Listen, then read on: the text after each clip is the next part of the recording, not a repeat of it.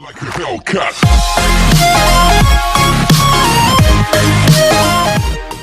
Alright, what is going on, guys, and welcome to Outlast the Murkoff account. Now, in these sort of type of videos, I will be reading the Outlast comics, which is the Murkoff account.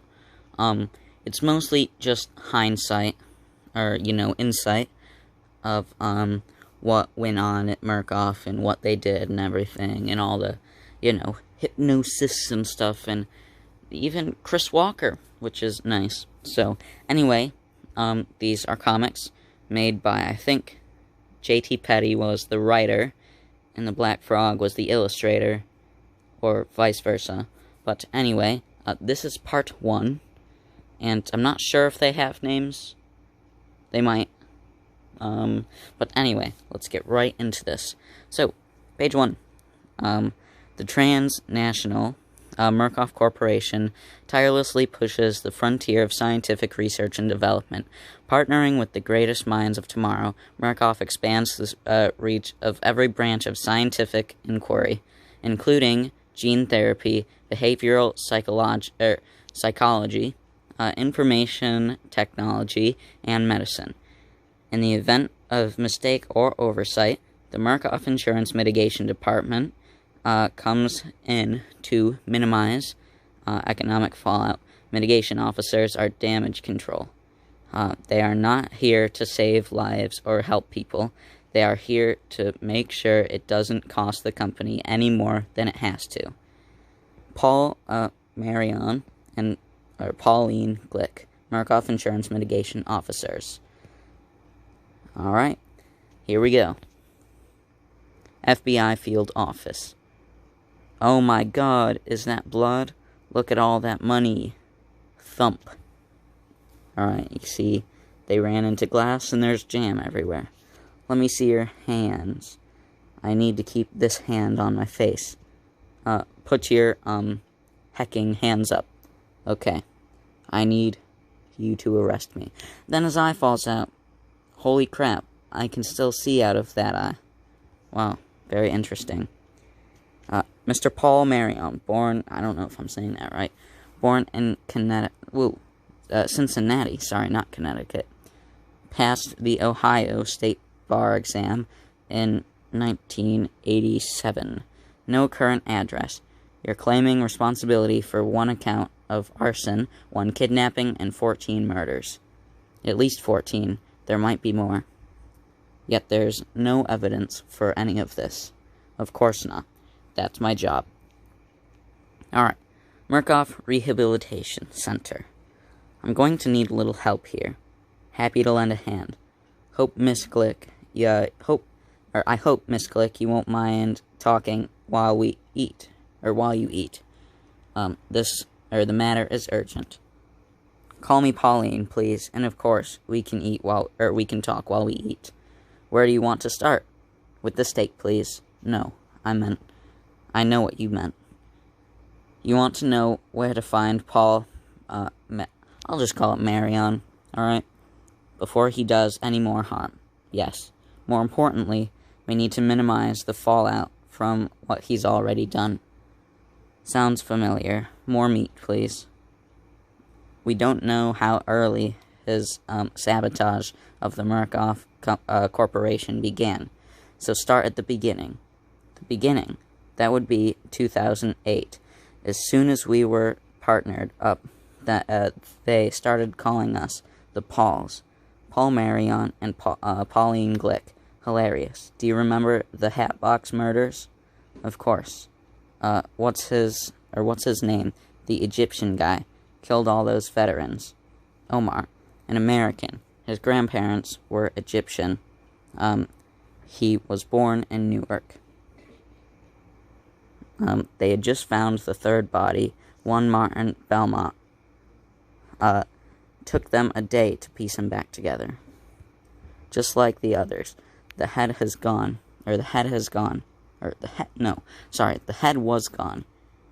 He was a veteran of Iraq.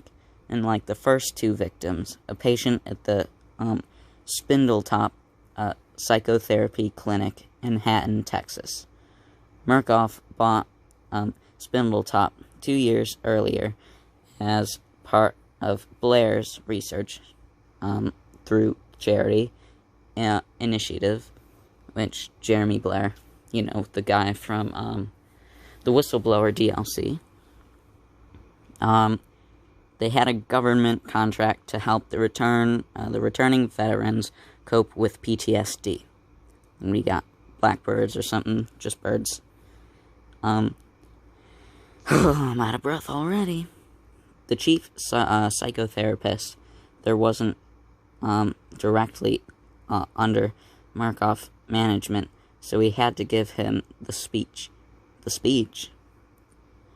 We're not here to save anybody. The company you work for belongs to a company that belongs to a company that belongs to the Murkoff Corporation. Accidents and lawsuits raise Murkoff's insurance premiums, and unnecessary expense makes us sad.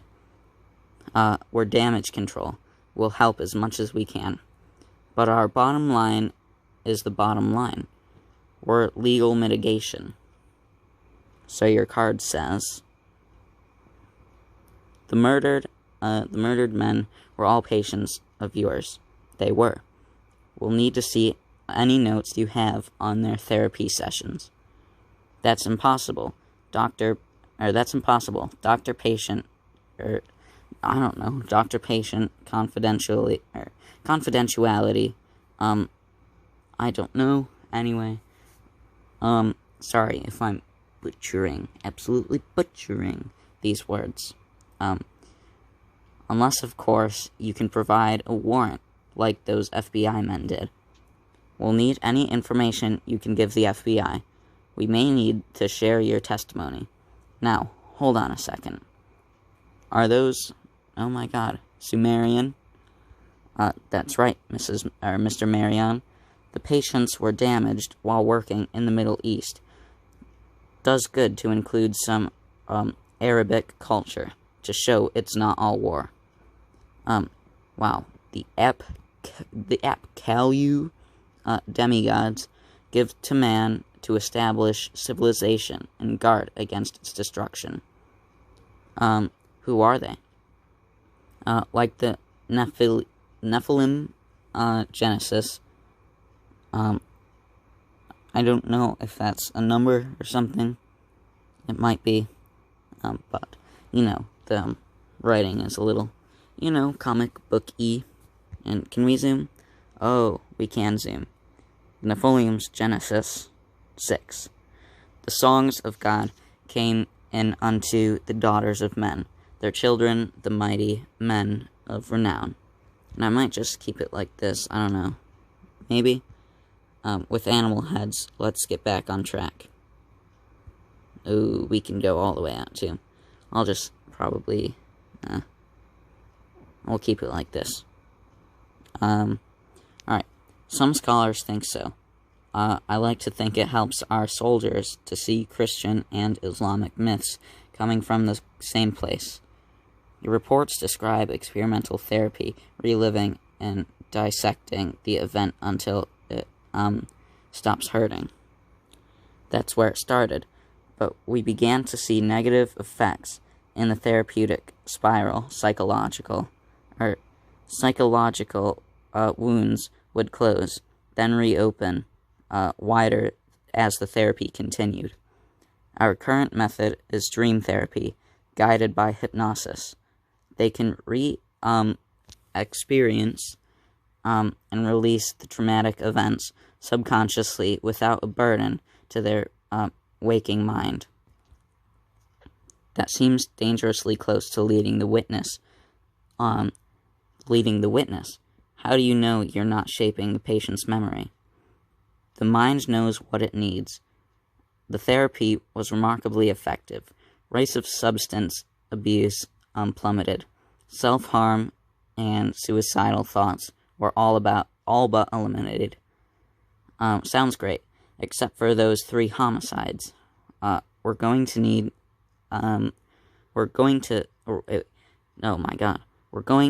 to see those consultation scripts or transcripts. That's impossible. Get a warrant or talk to the FBI. He stonewalled us. Go heck him and heck the FBI. We go to a more reliable source. Video surveillance? Sure. The whole place is wired. It's usually Strong Fat who monitors the feeds. Strong Fat? I wish those guys wouldn't call me that. Do the therapists know they're being recorded? Of course not. We're watching them, too. And you watched every therapy session? You can show me the victims? Yes, ma'am. Sure nobody gets hurt. Yes, ma'am. Make sure nobody gets hurt. This is Martin Belmont, the guy who just got, killed. He was in Afghanistan, I think. Fish in the desert, and the insects eating its eyes are embers. But the fish is alive, and I'm going to put it in the water I'm carrying. But when I pick it up, it burns me. That's Priscilla Clark, the second victim. Yeah, she was nice. They had killed the children, too. But the children aren't really children. They've got animal heads. If we don't watch them, they'll come in the house and kill all the... And this was the first victim, John Bowers. He was really sad. I think he killed a lot of people over there. Because, they followed us back. They don't want us. They want our children. The crane. The blood on his beak. Oh, well, these are weird. From our heads. He dips his beak, and we move like puppets. You said you make sure nobody gets hurt. Yeah, it don't happen often, but like this guy, Omar something. Yeah, he's an okay guy, just got a lot of stuff to work out. I can't tell them, those things are coming in. They move in blood, something that sucks light out. It comes through the walls. Can you describe the thing? No. I want you to try, Omar. And then there's a scary face. Grah. Omar, wake up. When you hear me clap, you will wake. Ah. There's me. Yep, there's him. You're good at violence. Yeah, I've always been big. And I was military police when I was Army. Military police? Like military... Oh, I could have just called it MP. Yep. They taught us some judo. An egg. It's an egg, birthed in blood. Every last one of you heckers. Mother heckers. We'll need copies of all those sessions. Can I get these as audio files? Sure. You've got a much higher tolerance for crazy than I ever will. It's almost dinner time. Let's go see if we can catch some widows eating dinner. $10,000, but it's cash, which you can file as a reimbursement, meaning you won't be taxed on it. Lord knows we need the money, but I wouldn't bet a split nickel that lawn jockey taking the White House don't take half of it. Yes, ma'am. Our so-called government certainly is in a sorry state though if they're going to be evil, well, we can at least thank God they're idiots. Amen to that. The retroactive attribution agreement was always Glick's bag. She could have sold dog poop perfume if she wanted to. For $10,000, this woman gives up the chance at a lawsuit worth a couple million at least. The contract was a brilliant piece of legalese, or I don't know, legalese, maybe, protected Murkoff entirely without mentioning the company once. Child drawing. Mom, Sam, Dad with a bird head. The Apkalu are in their heads.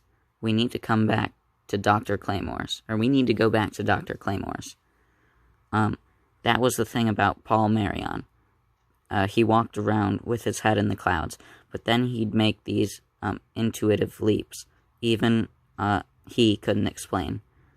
It was infuriating, but useful. At least until those intuitive leaps took him down a dangerous path.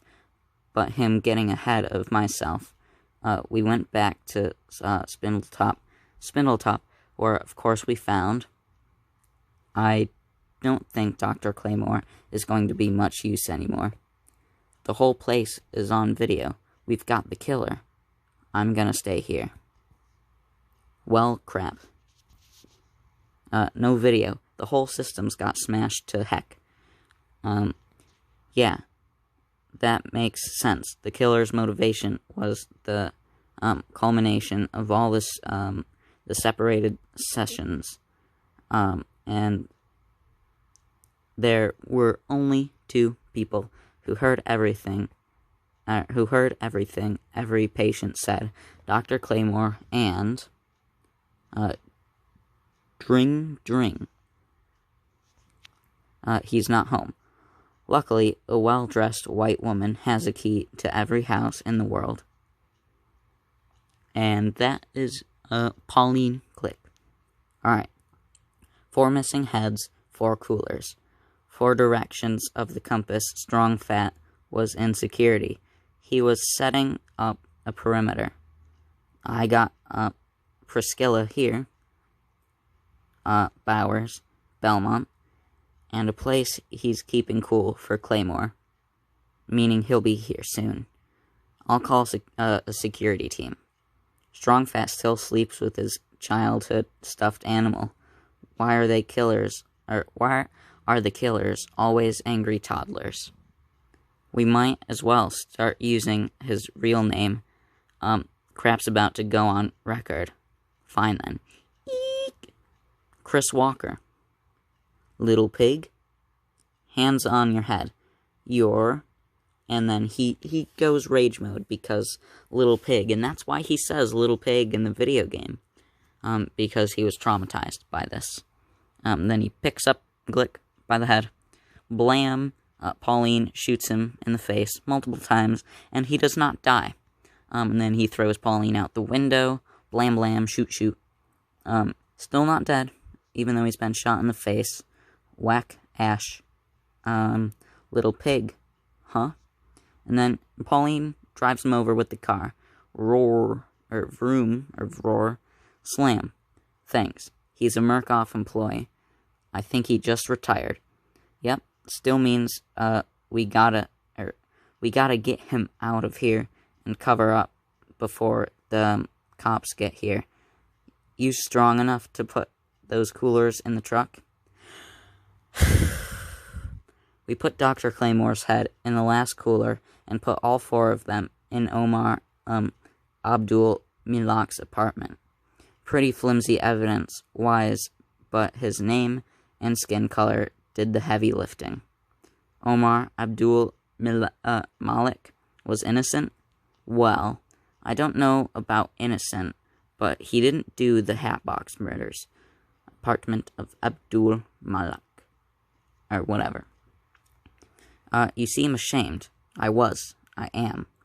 So why did you do the work? Was the money that good?